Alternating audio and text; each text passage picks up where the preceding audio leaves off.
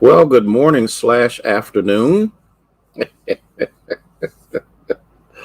I am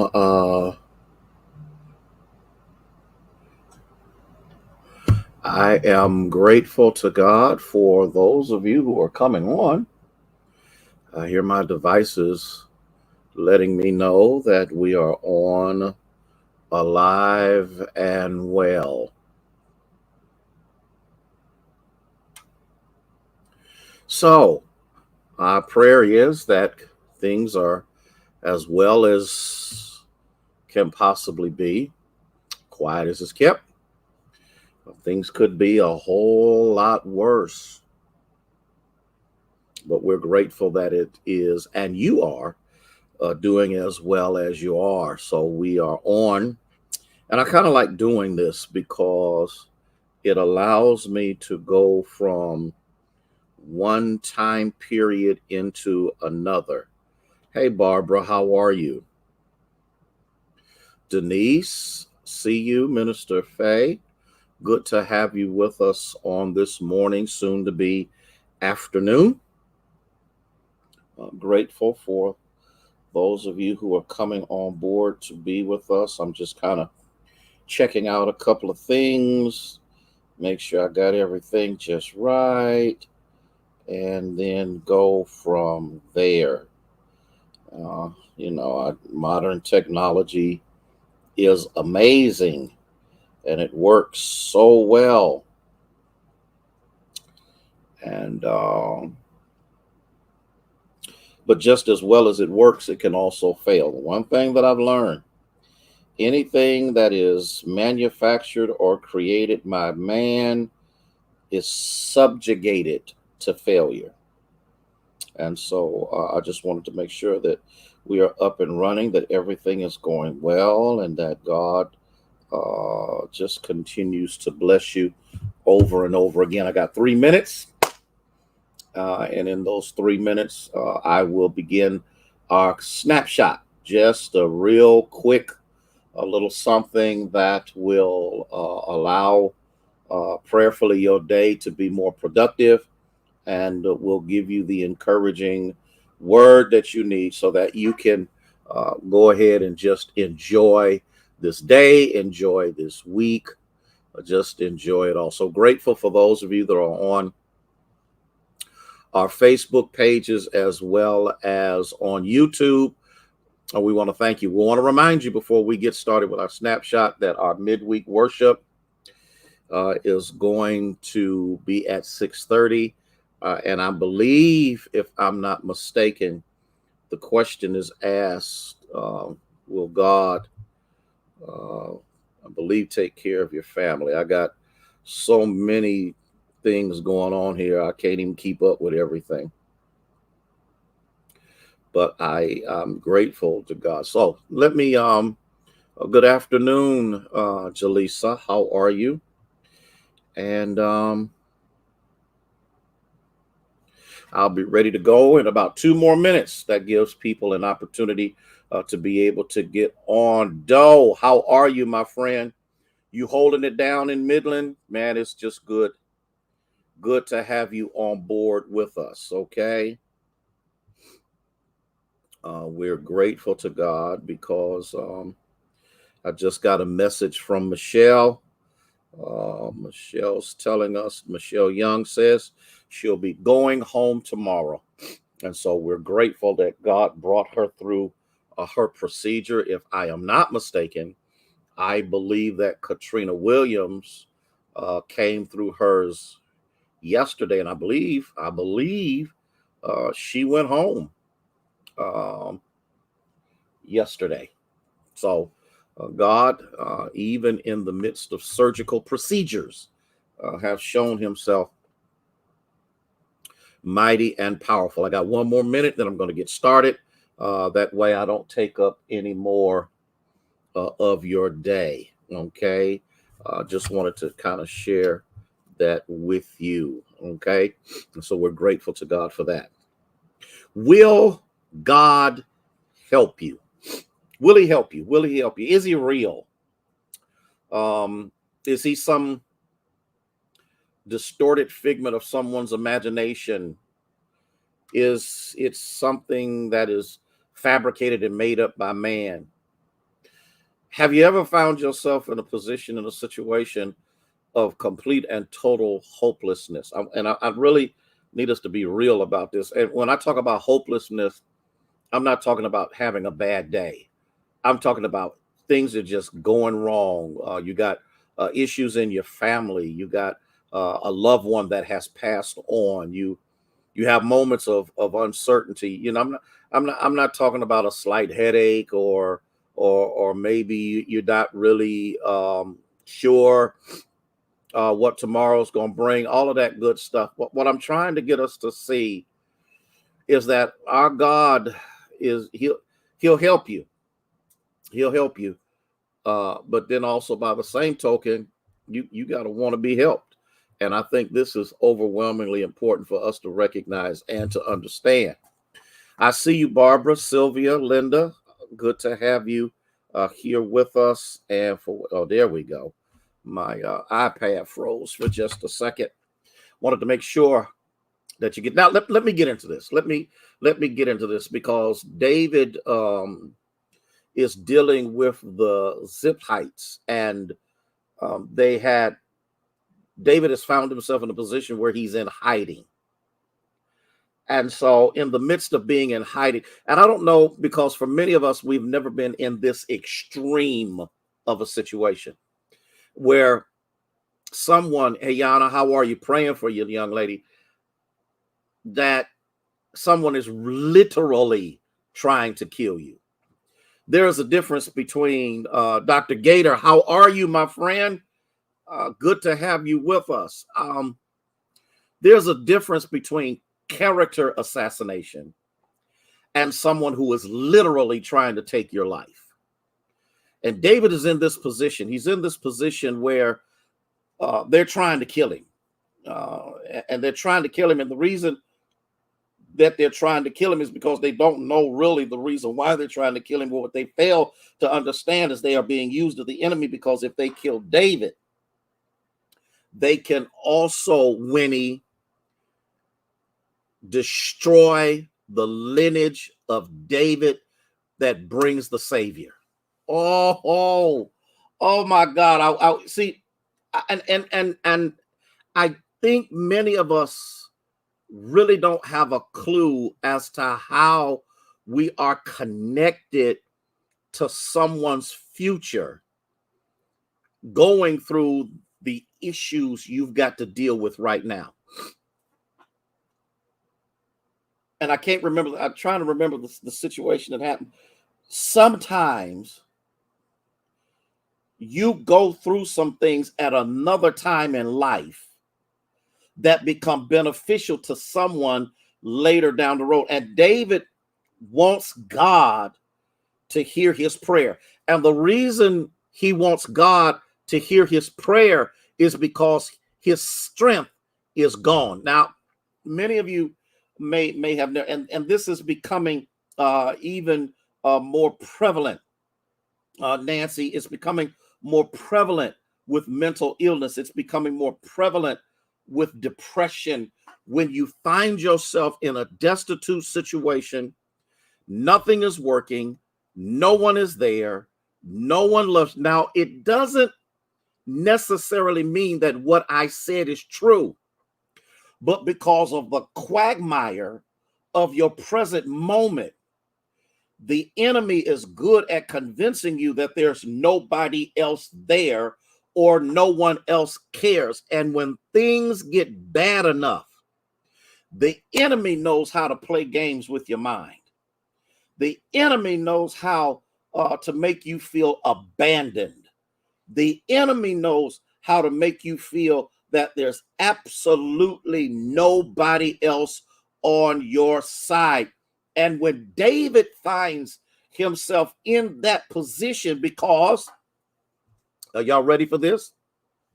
When you are in an embattled moment, you don't know who to trust, because as issues continue to happen to you, you also develop a horrific case of paranoia where it's like everything is bad, everybody's bad, everything is going crazy, and it's not true. But because of the position that you are in, you are now not trusting anyone, because in David's position, everybody's a spy. Everybody's trying to get him. How do I know? Yeah. Oh, bless his name. How do I know that who I talk to won't go back to the enemy and tell the enemy where I am so that they can destroy me? These are the things that happen. Now, we don't get it from that level, but we do get it from another level. Okay? We do get it from another level. We get it, yeah, like Nancy, like being in the hospital. I'll share this with you. When I went through my last major surgery, the thing that scared me most was death. Okay. Now somebody might say, well, you a pastor? No. To be absent from the body is to be present with the Lord. I get that. I got that. I live that every day. But when you are in pain and you are on medications that distort your mental capacity to understand where you are, because you must remember that the pain is still real, but what they give you anesthetizes and alters your reality to what actually is going on. And so you go through this thing where now you don't want to sleep, you can't sleep, you're scared to sleep, you're glad the nurse shows up. All of these things keep happening. Do I have anybody that I just need a couple people, okay, that understand where I'm coming from? And the medications that they put you on, they come in on a consistent basis and ask you, are you having strange thoughts? Are you having thoughts of suicide? Are you having thoughts of killing yourself? Because they understand, okay, hey, Pastor Good, how are you? They understand that what they've injected you with is altering your reality. And the enemy can come. Okay, I knew I had a couple people. The enemy can come in and convince you that it's over, it's done. Here's David. David is saying he ain't on no medication, but he's dealing with people who hate him. He's okay. All right. There you go, Ayana and Barbara. All of us, if we've ever gone through a major health trial, have had to struggle with that. And David says, I don't know who to trust. David says, I don't know who I can depend on. I'm not even sure if the men I got with me are trustworthy. But guess what he says? Oh, can I tell you what he says? Can I tell you what he says? I ain't got but a few more moments. Can I tell you what he says? He said, behold, God is my helper. God is my helper. Okay. What? When I'm weak, he helps me. When I'm disoriented, he helps me. When I'm not sure, he helps me. When I don't know which way to go, he helps me. Okay. All right. The Lord is with those who uphold my life. David is now beginning to move from where he is to where God wants him to be. Okay. He said, I know you'll repay my enemy because you've been doing it all my life. See, it's retrospect that changes the trajectory of your future. It's retrospect that begins to stabilize you because you understand that it wasn't you. Okay. All right. And so he says, the Lord will repay my enemies because of the evil that they have done. He'll cut them off. And so here's what happens. Y'all got to catch this.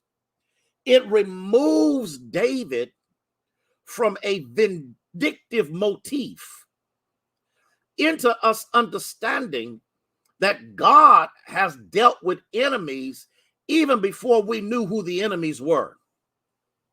And because God has a track record of handling our enemies much better than we can, David says, here's what I'm going to do.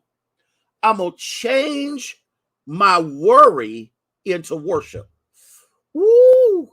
great God from Zion. That's what my daddy used to say a long time ago. Great God from Zion. Are y'all catching what I'm saying? I'm going to move from worry to worship. Because when I worship, it pushes worry out of my mind. It pushes worry out of my behavior. And once I start worshiping, then I enter into praise because you're good. Here we go. Will God help you? Yeah. God will deliver you. God will provide for you. But there's something you've got to do that will enable God to move you into a different mindset. You've got to take the worry and transcend it over to worship. And once you get into worship, then you'll get into praise. Because when I worship him, I'm not asking for anything. I'm not asking him to do anything. I am adoring him for who he is. And you can't tell me that when you begin to adore the Lord, that some level of praise don't show up. You can't tell me, okay? You can't tell me that when you begin to encompass yourself in who God is in your life, that it doesn't move you toward praise, okay? Because what? I'm looking back over my life and I say, he's delivered me from stuff I ain't never seen before. He's delivered me through dangers seen and unseen. He has been my deliverer. He has been my joy. He has been my help. He has been everything. Will God help me? Yes, he will. Yes, he will. Yes, he will. Not only will he help me, but he's a present help. He's a right now help. He's a help before I know I need help. I'm done. I'm done. That's all I want to say. I just wanted to give you this little snapshot. And so what you have to understand is that he will deliver you. Now, what causes the time of deliverance to sometimes seem to be forever is because you're still looking to be delivered rather than recognizing he's the deliverer. And when I recognize he's the deliverer and I enter into worship, which worship moves me into praise, time is no longer a factor. I'm done. I'm done. I just wanted to give you this little snapshot to let you know in no uncertain terms that the God we serve is able to do exceedingly abundantly above all we could ask or think. Don't forget, y'all. Don't forget. Meet me at 6:30 tonight, because I'm gonna deal with does prayer really work? And then I'm gonna deal with the fact, can God keep my family? If you know he's your help, then you also know he not only can help you, but he can help those you love and cherish in your family. Meet me at 6:30. Listen, I got to go. Got to get out of here.